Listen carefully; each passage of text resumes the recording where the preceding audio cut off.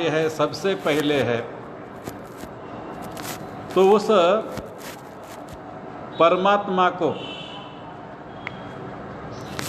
हम ये कह रहे हैं कि ये परमात्मा जो है तत्चक्षु देवहितम पुरस्तात्। और आगे शुक्रम शब्द आया है। शुक्रम एक तेज है, शक्ति है। तो परमात्मा शक्तिशाली है, तेजस्वी है, तेज रूप है। और ऐसा जो परमात्मा है, उस परमात्मा को हम 100 साल तक देखें, ये प्रार्थना ओम तत्चक्षुर्देवहितम पुरस्तात् इस मंत्र में की गई है।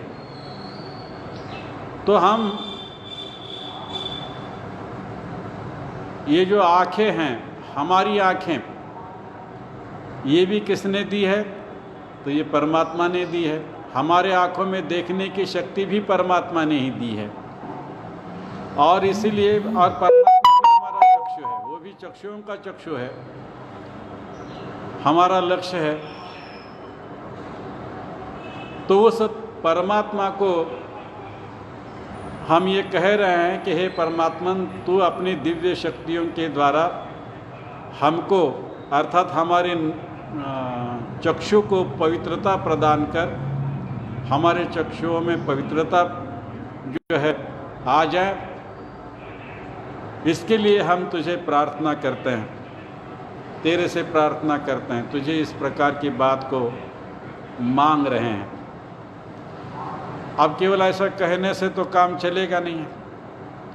अब दूसरी बात यह है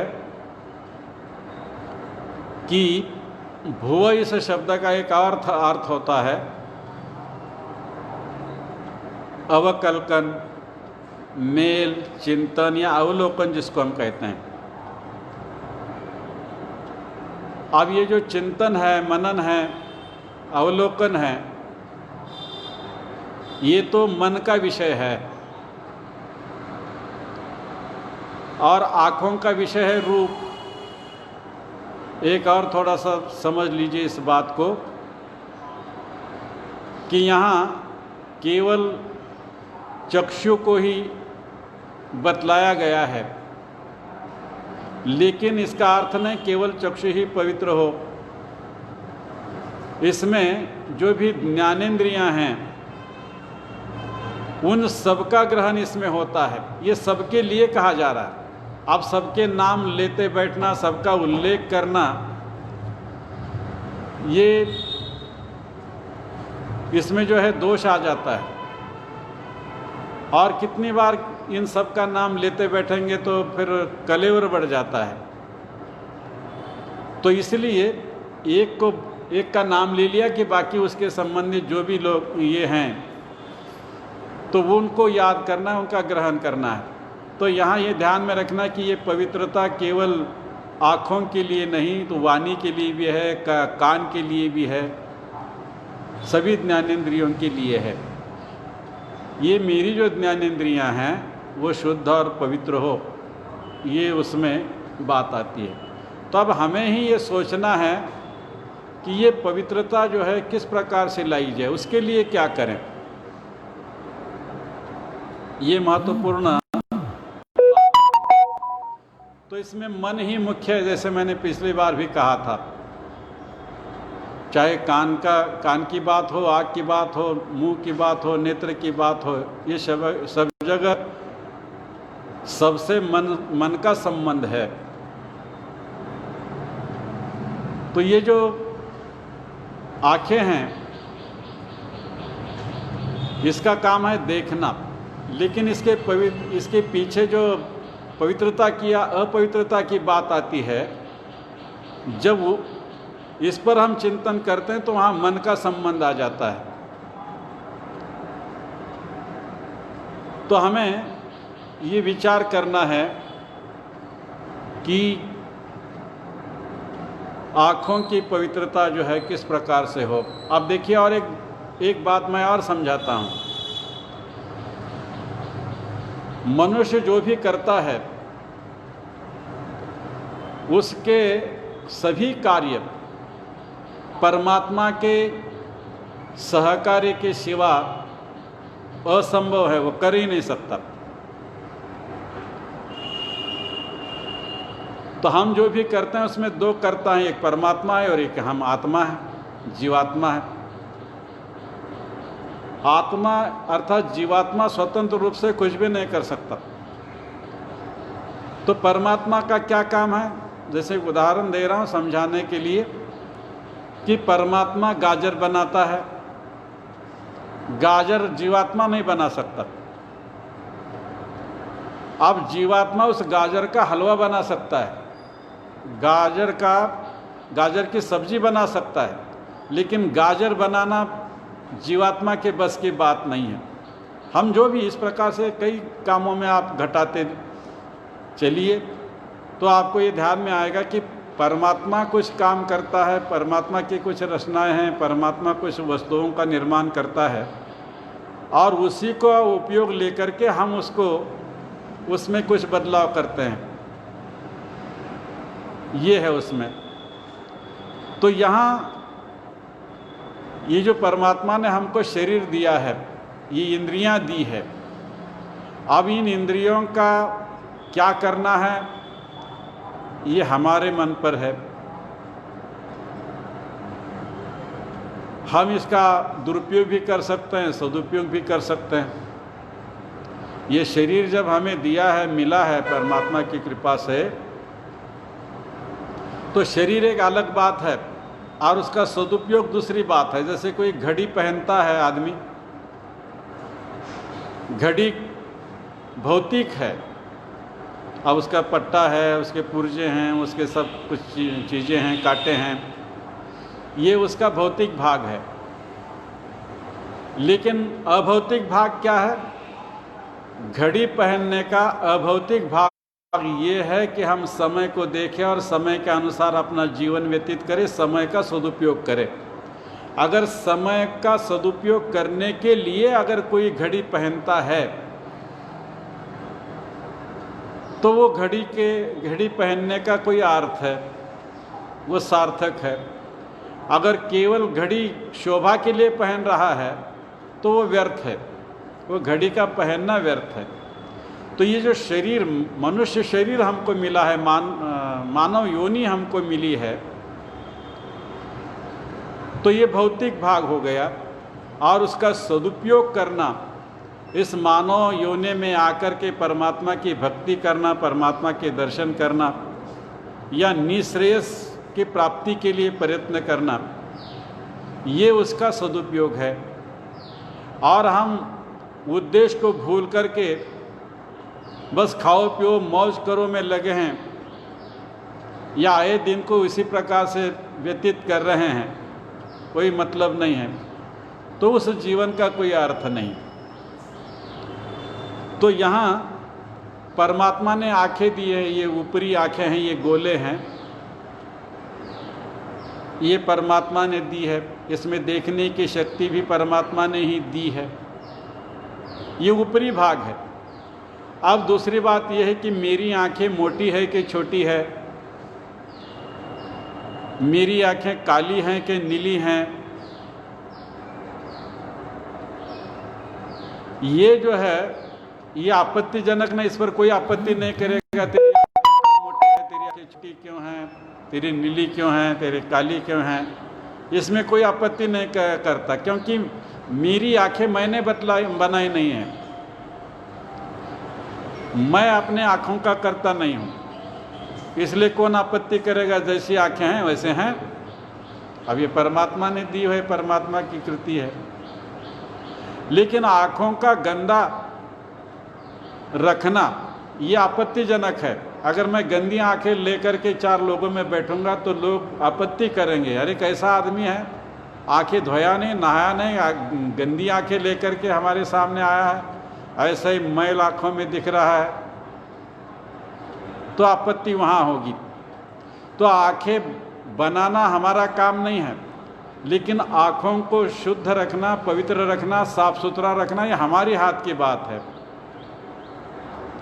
ये हमारा कर्तव्य। हम अगर आँखों को शुद्ध रखते हैं, साफ सुथरा रखते हैं, तो कोई हमें नाम नहीं रखेगा। और लोगों को भी अच्छा लगेगा। और हम गंदी आंखें लेकर के कहीं जाएंगे तो लोग नाम रखेंगे, तिरस्कार भी करेंगे और हमें खुद को भी अच्छा नहीं लगेगा।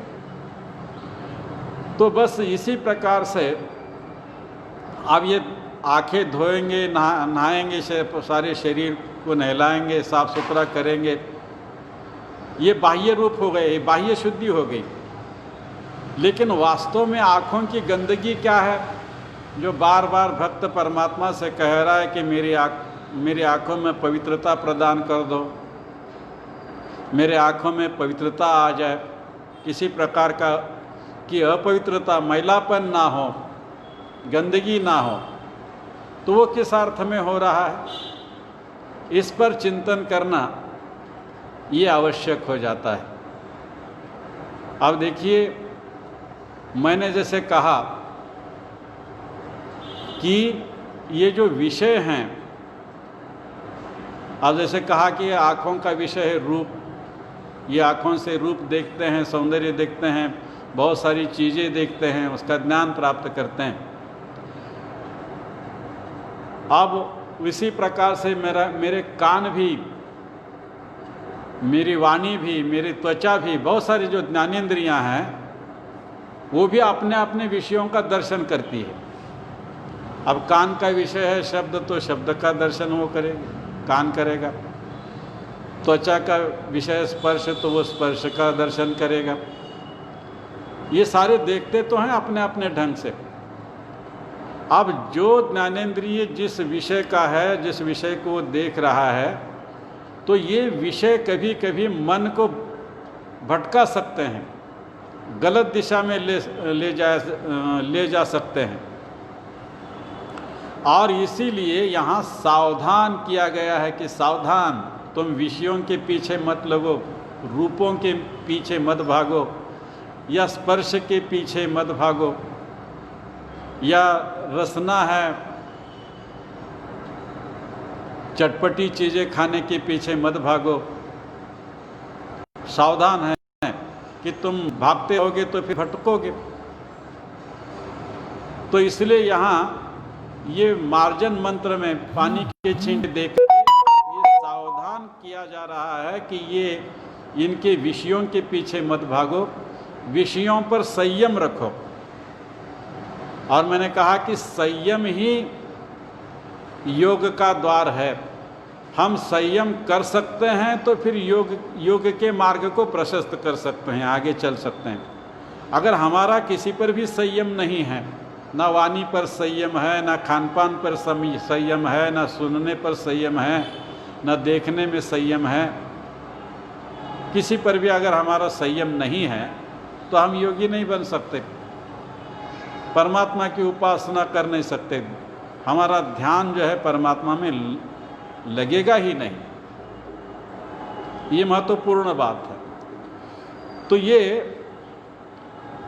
हमको पहले चिंतन करना होगा कि आँखों के क्या दोष हैं।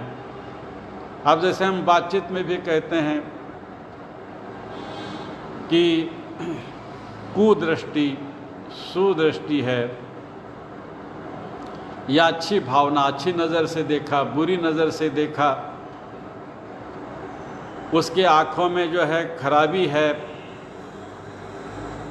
तिरछी आँखों से देखता है, उसके आँखों से वासनाएं टपकती है, उसकी आँखें ललचा रही है, उसकी आँखें, उसकी नज़र लाचार नज़र है। हम बहुत सारी बातें आँखों के बारे में करते हैं।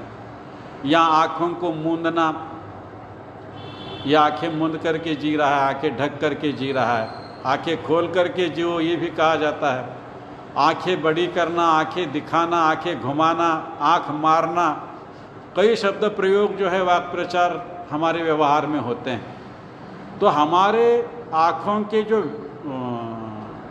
हर समय अपने अपने ढंग से जो कुछ क्रियाएं होती है, उसमें हमारे मन में क्या भावनाएं चल रही है, कौन से समय में मेरे क्या भावना है, मैं भले ही मुख से नहीं बोल रहा हूँ, लेकिन मेरी आँखों से पता चलता है कि इसकी नज़र कैसी है।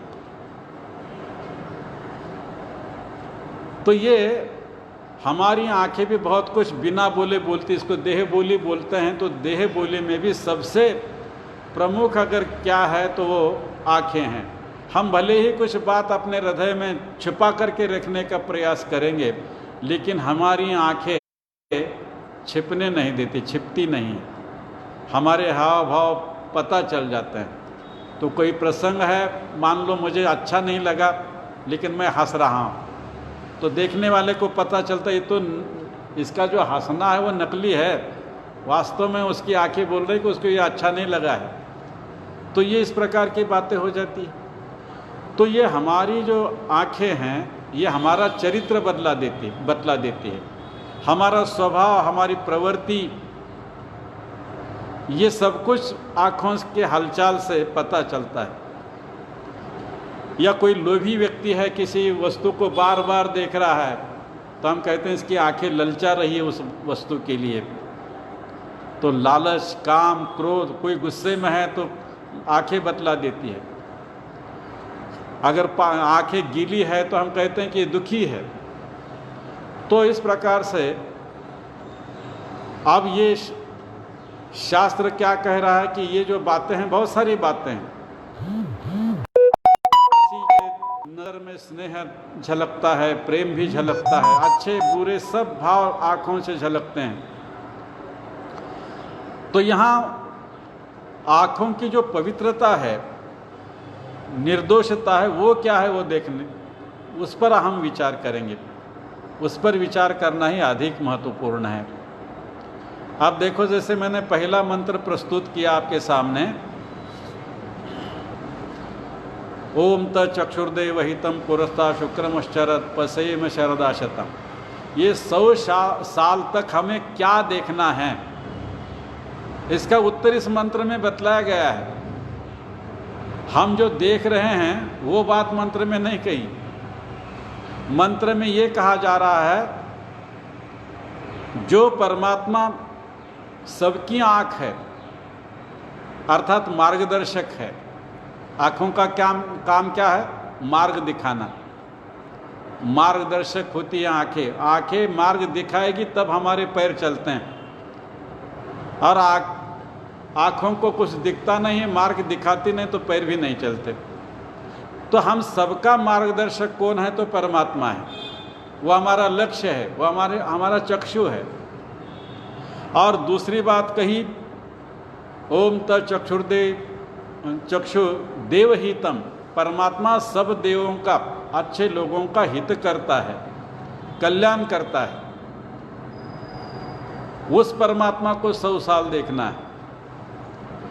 फिर आगे कहा पुरस्तात्, परमात्मा सबसे आगे है, हर क्षेत्र में जीवात्माओं से आगे है। हम कितना भी भागेंगे तो हमारे से आगे है ही। फिर बड़प्पन में हो या ज्ञान के क्षेत्र में हो, किसी भी क्षेत्र में हो, परमात्मा हमसे बड़ा है।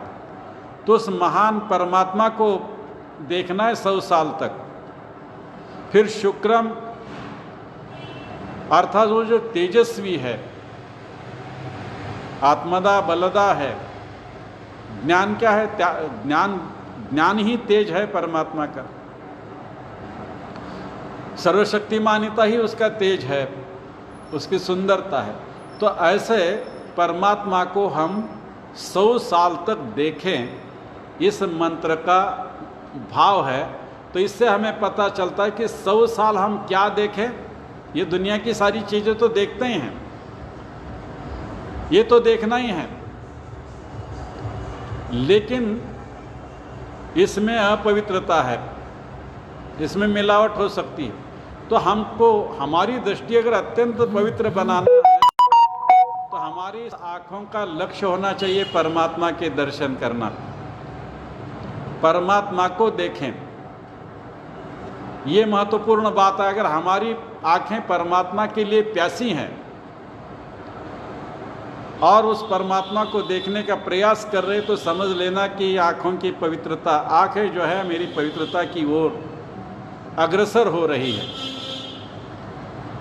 अब और एक प्रसंग में बोलता हूँ। जो 16 संस्कार हैं, उस 16 संस्कारों में विवाह के बाद पहला संस्कार आता है गर्भाधान संस्कार।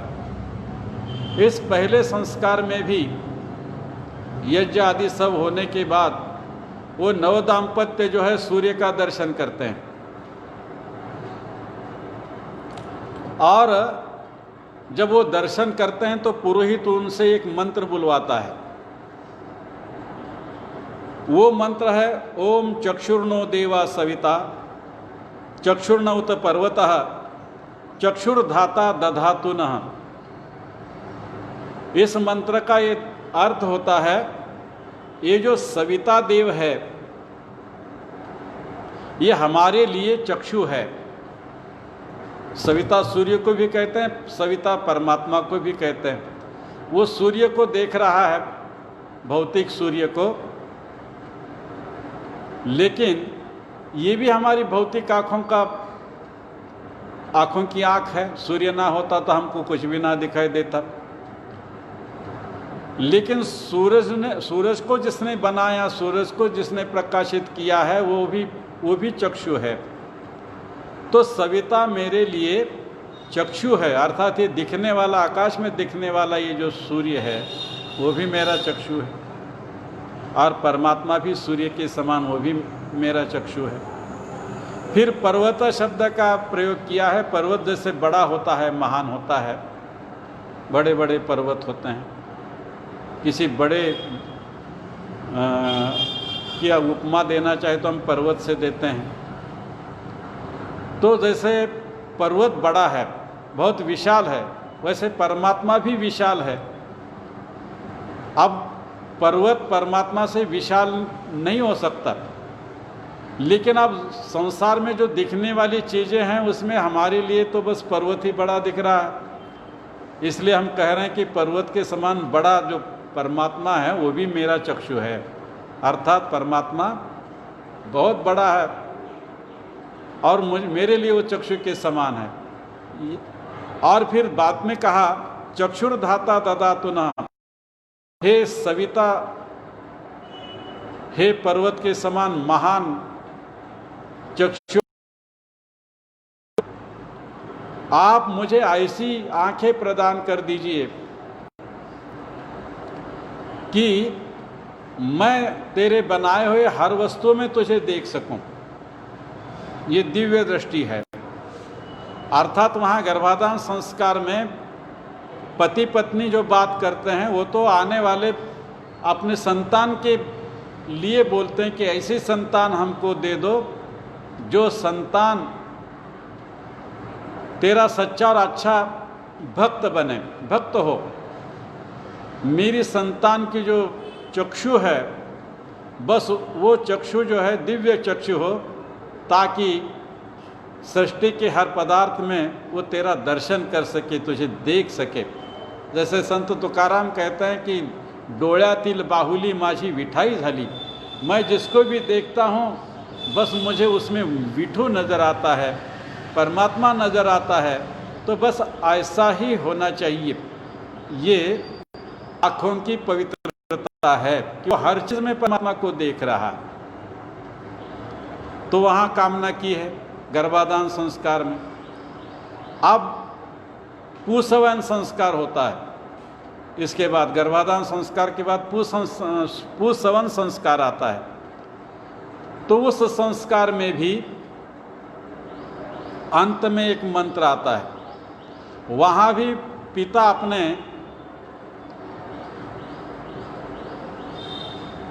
गर्भ में, जो माँ के या पत्नी के गर्भ में जो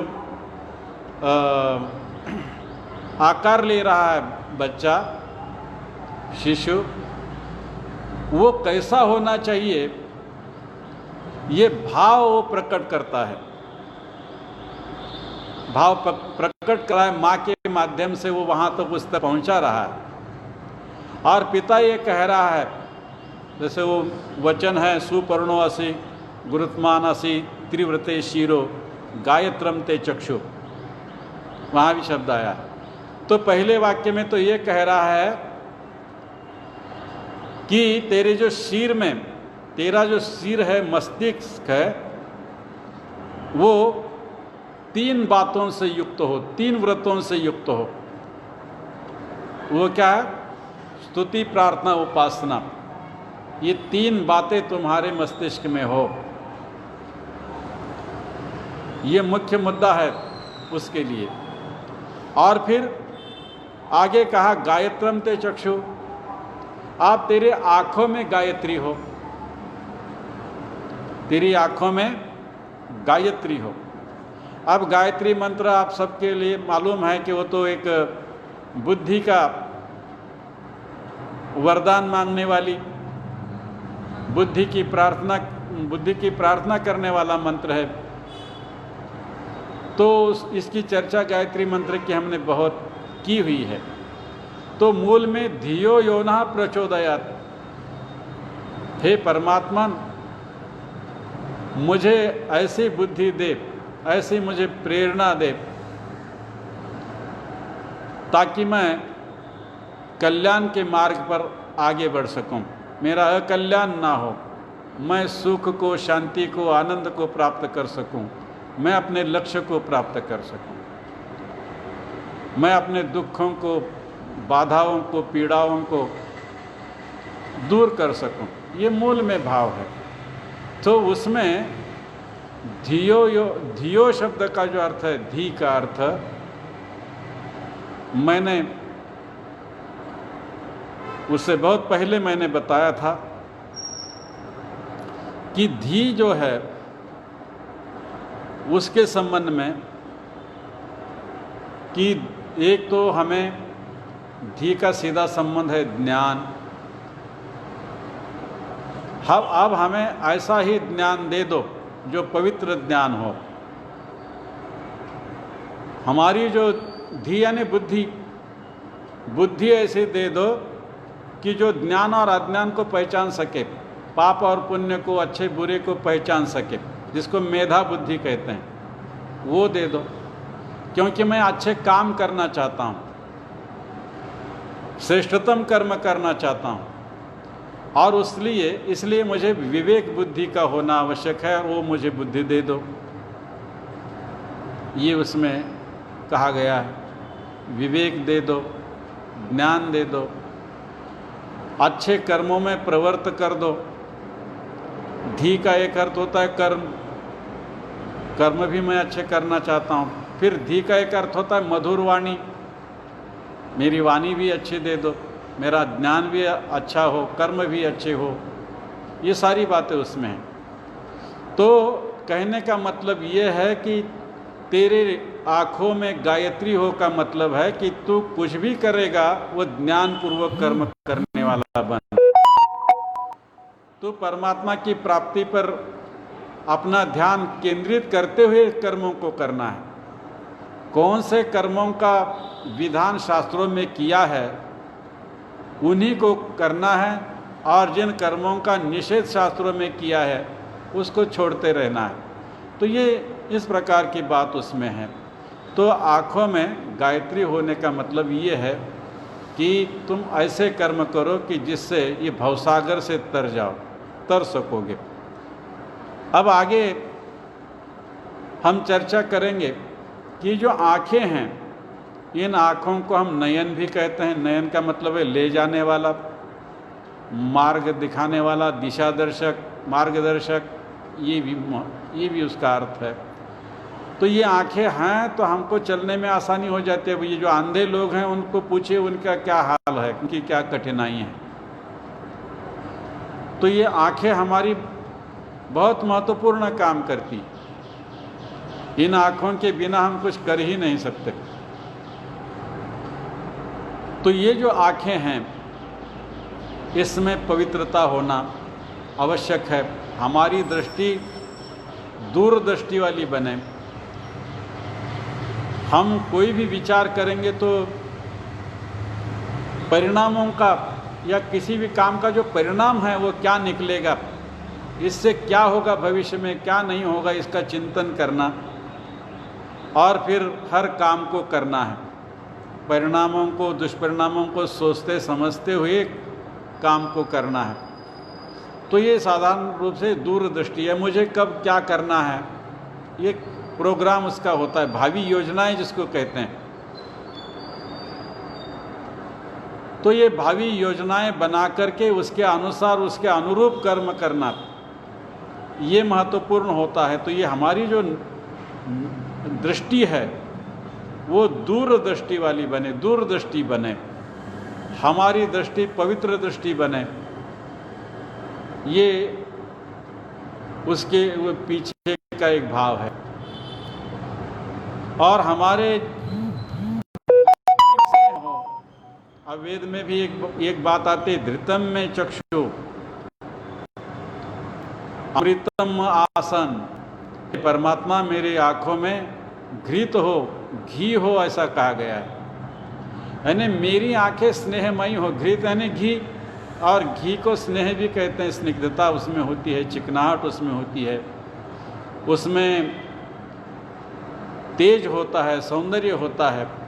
घी हम जिस भी वस्तु को घी लगाते हैं, मलते हैं उस पर, तो वो चमकदार बन जाती है, और चमक ही सुंदरता है।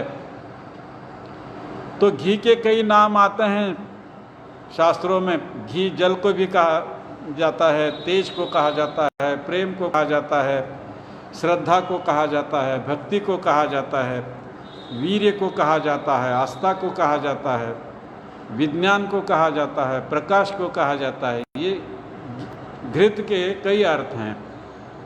तो हमारे आँखों में ये सारे भाव बैठे, घी के सारे गुण या घी के सारे गुणों से हमारी आँखें युक्त बने, ये उसका तात्पर्य है। तो स्नेह दृष्टि हो। और दूसरी बात है कि स्नेह क्यों करना है, तो एक बात आई, मित्रस्य चक्षुषा। एक वेद मंत्र में ये कहते हैं कि हे परमात्मा धृते द्रिमहा मित्रस्य चक्षुषा। तो इसमें ये कह रहा है कि हे परमात्मा मैं सबका मित्र बनूं और मेरे सब मित्र बने, सब लोग मुझे मित्रत्व की दृष्टि से देखें और मैं भी दूसरों को मित्र की दृष्टि से देखूं, सब लोग एक दूसरे से मित्रता की दृष्टि से देखें। ये भी देखने का एक लक्ष्य है, क्योंकि परमात्मा का एक नाम मित्र भी है। जैसे परमात्मा सबका मित्र है, तो हम भी सबके मित्र बने, और सबके मित्र बनने में ही शांति का राज है। अशांति को अगर दूर करना है, मैं अपने जीवन को अधिक से अधिक शांतमय बनाना चाहता हूँ, तो मेरे अधिक से अधिक मित्र बढ़ते रहें। मान लो मित्र अधिक से अधिक बढ़े ना बढ़े, लेकिन शत्रु तो कम होते रहे। जिसके जितने शत्रु कम होते हैं, वो अपने जीवन में उतना ही शांत होता है, समाधानी रहता है। और जिससे शत्रु बहुत बढ़ रहे हैं, शत्रुता की संख्या अधिक है, तो वह अशांत रहता है, उसका जीवन अपने आप में परेशान होता है, परेशान रहता है, परेशान होता है। तो ये आँखों की पवित्रता है कि मैं सबको प्रेम की दृष्टि से देखूं, मैं सबका हित चिंतन करता रहूं, हित की दृष्टि से मेरी भावना जो है सबके लिए पवित्र भावना हो, किसी का अकल्याण चाहने वाली मेरी बुद्धि ना हो, किसी का बुरा चाहने वाली मेरी बुद्धि ना हो, बल्कि सर्वे भवन्तु सुखिना सर्वे सन्तु निरामया वाली बात जो है वो मेरे आँखों की उपलब्धि है उस प्रकार से कि मैं सबको अपना मानूं, सब में मैं अपनत्व को देखूं, सब में मैं परमात्मा को देखूं।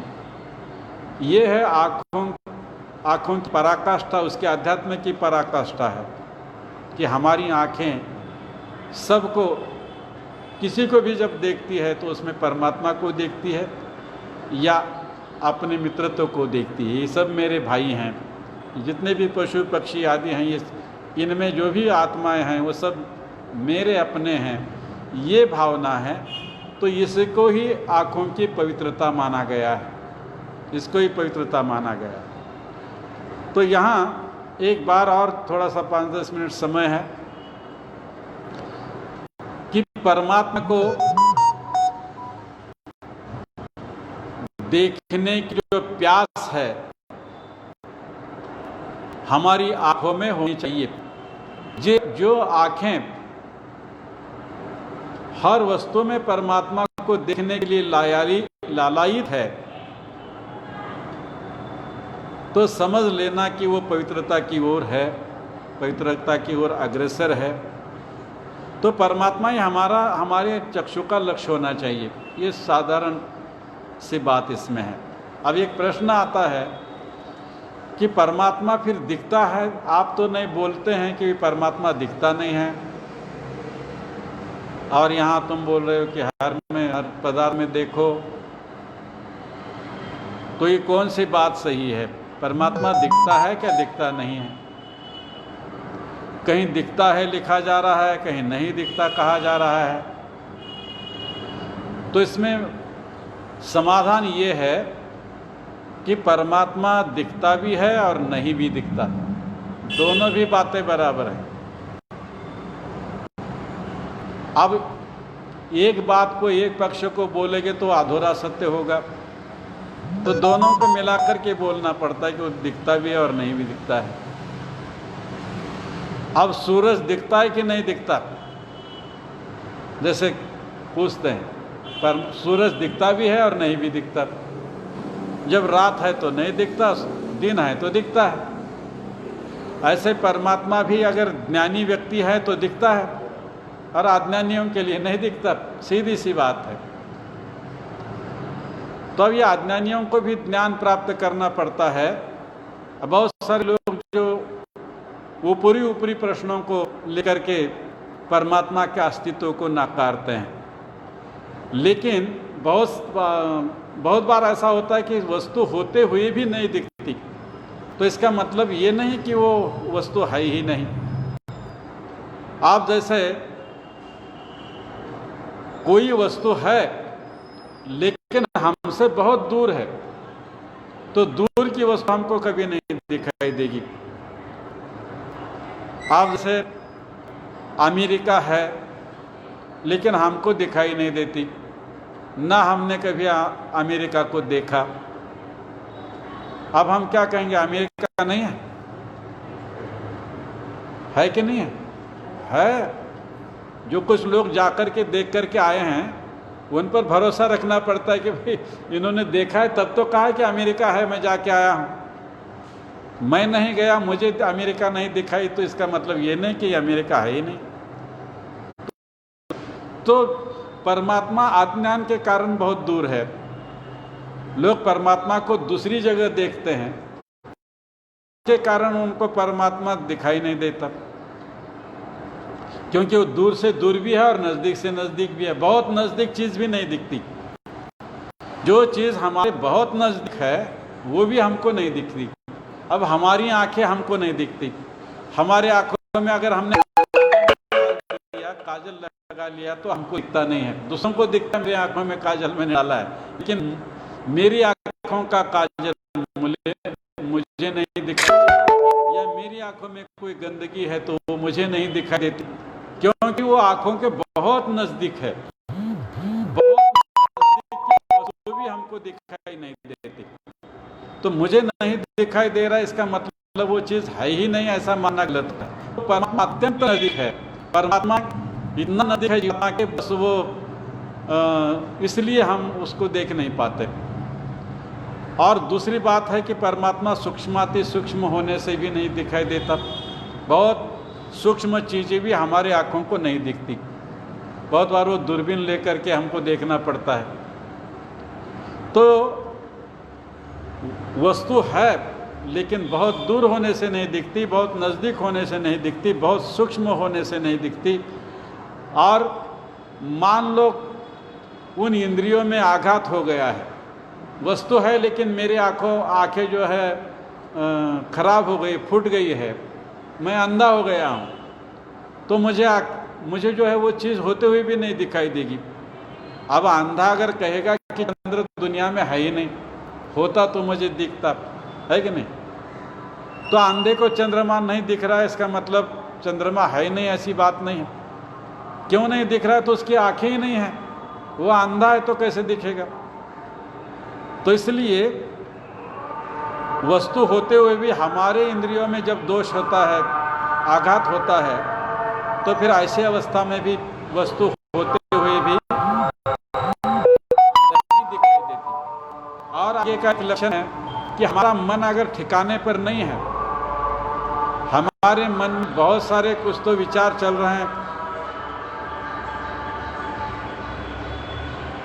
और हमारा मन विचलित है या चिंतित है, चिंताग्रस्त है, और ऐसे अवस्था में भी बहुत सारी चीज़ें हमको दिखाई नहीं देते। अब मान लो कोई टेंशन में है आदमी और वो घर से निकला हुआ है बाजार में, अब रास्ते में एक मित्र उनको मिला और मित्र ने पूछा कि भाई साहब ये रास्ते में जो अनाज पीसने की जो चक्की है वो खुली है क्या, चालू है क्या, ऐसा पूछता है।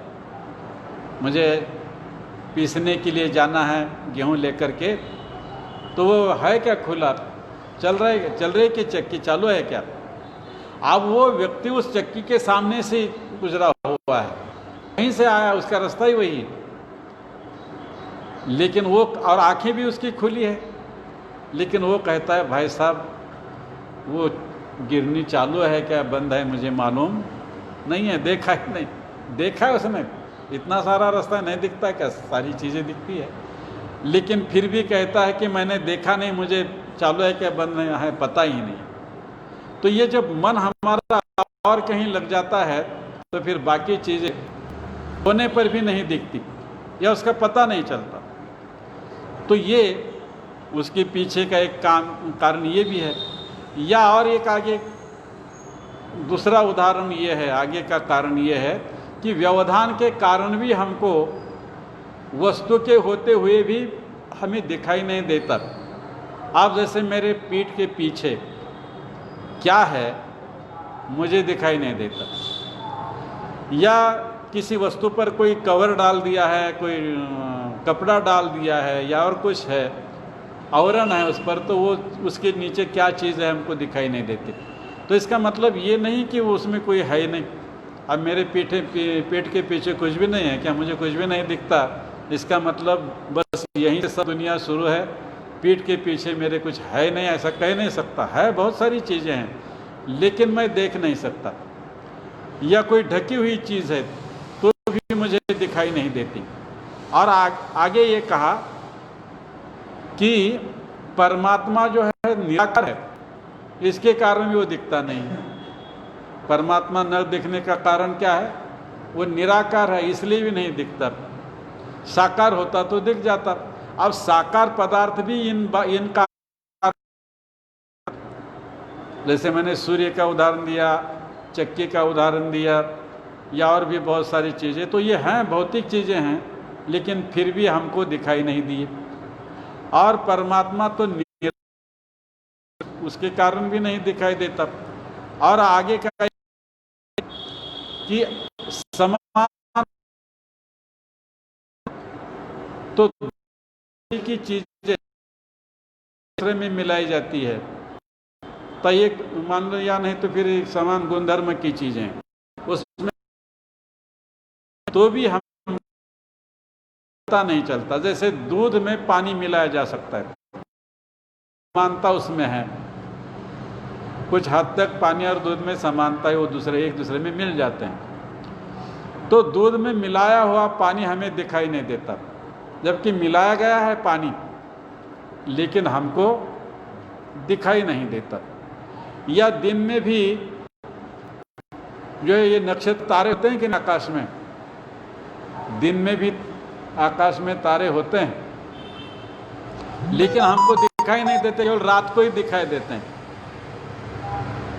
तो इसका कारण है कि सूरज की इतनी प्रखरता है कि सूरज के प्रखर प्रकाश के पीछे उनका प्रकाश जो है दिखाई नहीं देता, वो फीके पड़ जाते हैं और इसलिए वो खोए हुए नहीं दिखाई देते। नहीं तो दिन में कहीं जाते थोड़ी हैं, वो है अपना अपना काम कर रहे हैं, लेकिन वो सूरज के तीव्र या प्रखर प्रकाश के सामने वो नहीं दिखते।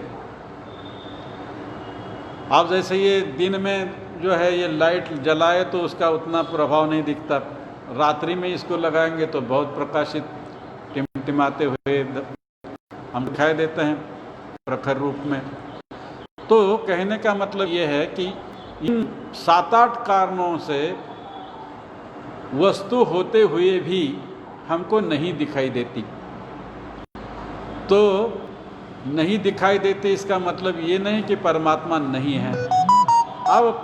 अब दूसरा एक तर्क देकर के मैं समापन की ओर चलता हूँ, समाप्त कर देता हूँ। एक बात और है कि हर चीज़ को देखने का मतलब हर चीज़ ऐसी बात नहीं है। यहाँ गलती हम कि हर चीज को हम आंखों से देखना चाह रहे हैं, लेकिन हर पदार्थ को अलग अलग आंखें प्रयोग करना चाहिए। अब जैसे मैं उदाहरण देता हूं कि जैसे सब्जी में नमक देखना है, माताएं जब भोजन परोसती है तो कहते हैं देखो नमक कैसा है सब्जी में।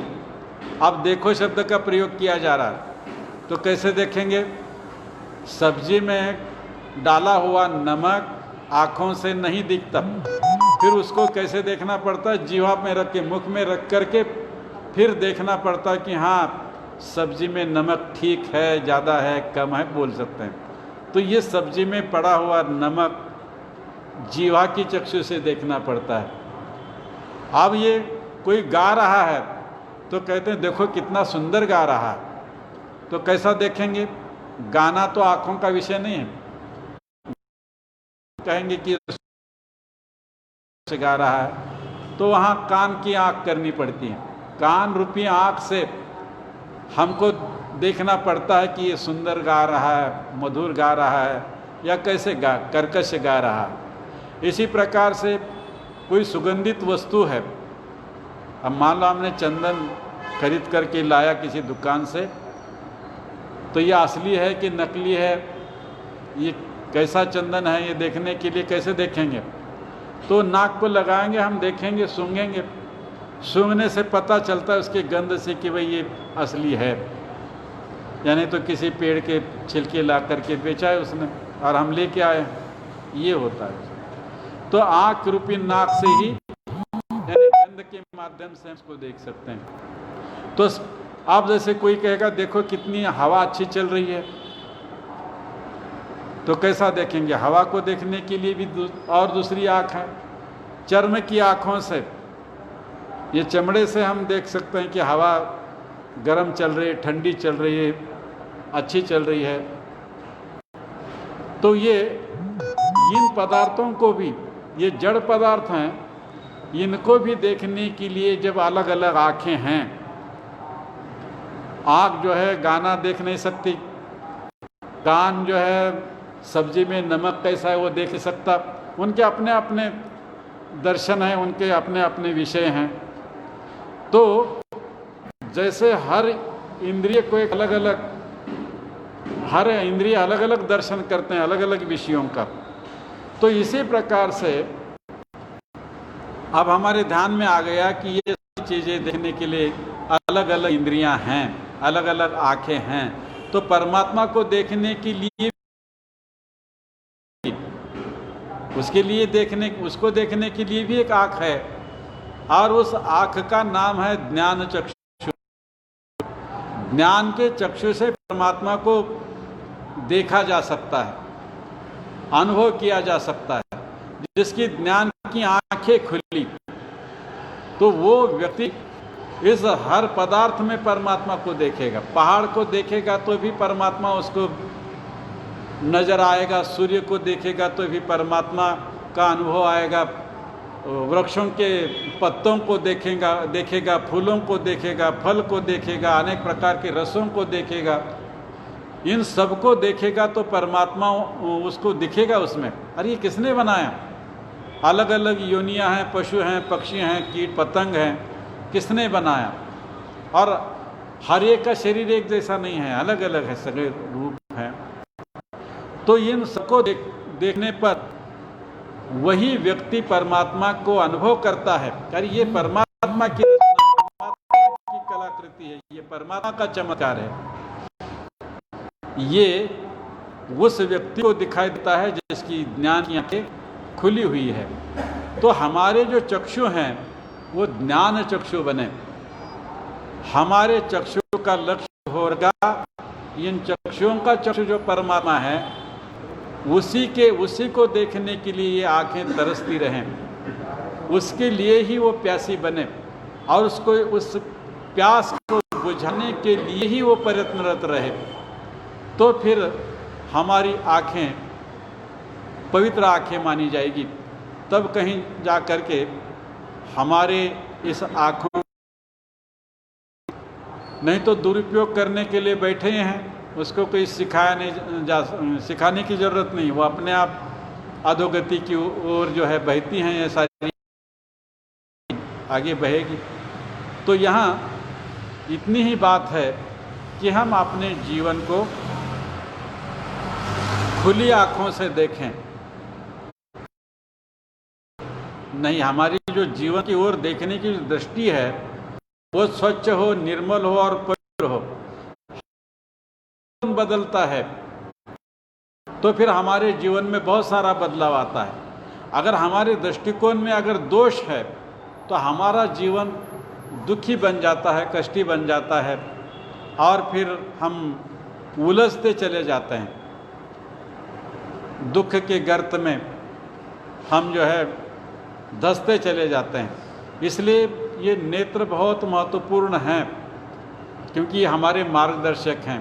ये सही मार्ग दिखाने वाले बन जाते हैं, सही लक्ष्य पर अगर केंद्रित हो जाते हैं तो फिर हमारा जीवन भी सही ढंग से चलता है, फिर कल्याण मार्ग पर अग्रसर होता है, हम कल्याण मार्ग के पथिक बन जाते हैं। तो ये हमारी जो है पवित्रता है, यही हमारी सुंदरता है कि हम सबको, सब प्राणी मात्र को अपना मित्र समझे, बंधु समझे। तो ये एक भाव है, और जो भी है परमात्मा ने ही बनाया है तो उसको परमात्मा देखना वो दूसरा भाव है। तो ये हमारी आँखों को अधिक से अधिक सुंदर बना सकती हैं, बातें अधिक से अधिक पवित्र बना सकते हैं। तो ये बहुत ही सुंदर ऐसा ये मंत्र है। भुव का अर्थ आप ध्यान में रखना है कि भुव का अर्थ है चिंतन। हमें चिंतन करना है, दोनों ओर से चिंतन करना है कि मेरी आँखों का मैल क्या है और हमारी आँखों की पवित्रता क्या है, हमारी आँखों का लक्ष्य क्या होना चाहिए। तो ये जिसको पता है, चिंतन इस प्रकार का करता है, तो उसके लिए परमात्मा निश्चित मदद करता है, निश्चित सहायता करता है। उसकी प्रार्थना, परमात्मा मेरी आँखों में पवित्रता दो, बनाओ। परमात्मा निश्चित रूप से ज्ञान का में खजाना ही खजाना है ज्ञान का, तो ये हमें मदद करता है। और फिर ये ज्ञान का अंजन डल गया, जो जीवन है ये हमारा जीवन विकसित हो जाता है, हम सही मार्ग पर चलते हैं, हमारे जीवन की जो दृष्टि है सुदृष्टि बनती है, अच्छी दृष्टि बनती है, हम अच्छे नीति वाले बन जाते हैं। तो ये इसका तात्पर्य है। और देखो दूसरी बात है आंखें बंद करना, अंधविश्वासी होना। अंधविश्वासी होने से वहाँ भी विश्वास है, परमात्मा है, इस पर भी विश्वास है, तो वहाँ आस्था है, प्रेम है, वहाँ भी विश्वास से मनुष्य का विकास नहीं होता, मनुष्य की बुद्धि कुंठित हो जाती है, उसकी स्वतंत्रता समाप्त हो जाती है। अंधविश्वास से आदमी सोचता नहीं, चिंतन नहीं करता, और जब चिंतन नहीं करता, सोचता नहीं, तो वो विकसित भी नहीं होता, वो सही ढंग से चलेगा भी नहीं। लेकिन जो व्यक्ति में श्रद्धा है, जैसे स्नेह की एक बात में ध्येय की बात कह रहा हूँ, धी की बात या श्रद्धा की बात कर रहा हूँ, तो वो श्रद्धा में विचार स्वतंत्रता है, चिंतन स्वतंत्रता है। तो खूब चिंतन करो, मनन करो। ये चिंतन मनन करके ही फिर जो सत्य है उसको ग्रहण करना, यही खुली आँख रखना है। इसको मराठी में डोळस बोलते हैं कि हम जो है सोच विचार करके समझ करके किसी बात पर श्रद्धा करना, विश्वास करना, तो ये सब आँखों की बात है।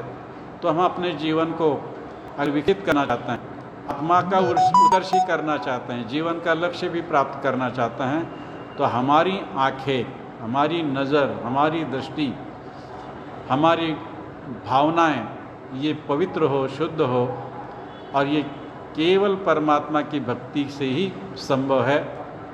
इतनी बात कह करके मैं इस विषय को यहाँ रोकता हूँ। अब एक 2 मिनट की बात है कि पिछले रविवार को हमारे आर्य समाज के एक सदस्य हैं, सक्रिय कार्यकर्ता भी हैं, श्रीमान रेवन सिद्ध जी कट्टे, इनके माताजी का पिछले रविवार को देहावसान हुआ है। माताजी का नाम है क्या नाम